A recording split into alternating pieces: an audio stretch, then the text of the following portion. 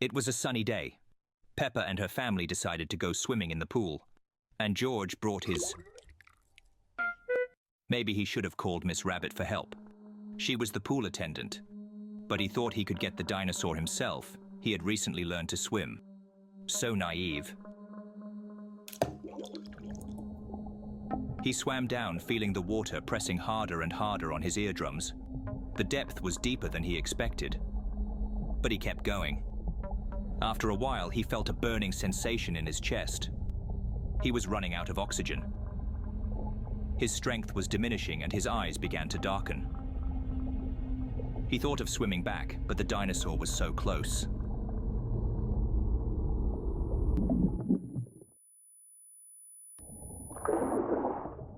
A little more and the consequences would have been serious, but he was saved by his father.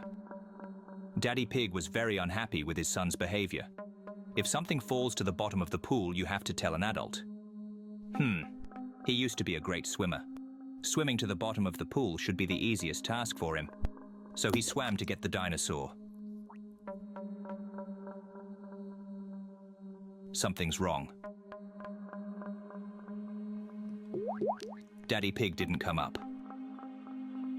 He just lay at the bottom of the pool, floundering, panic-stricken with his arms and legs. George called for Mummy Pig. She wanted to call Miss Rabbit, but action was urgent.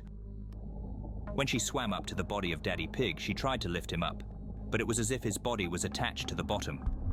There was a water drain at the bottom of the pool that sucked up the water, filtering it. No matter how hard Mummy Pig tried, she couldn't move him. And Daddy Pig couldn't do anything about it. In his panic, he was only running out of oxygen faster. She had to call the pool attendant, but there was no one in the house. Miss Rabbit had worked her shift and flew to her next job. Maybe hiring her for half the jobs in this village was a bad idea. She started calling everyone she knew who could help.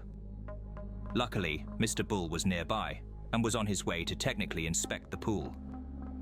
He was able to de-energize the pump that was pumping the water. By this point, Daddy Pig had been in the water for about 12 minutes. He was only saved because he had done some professional swimming in the past, and the pool water was cold, which slowed down his metabolism.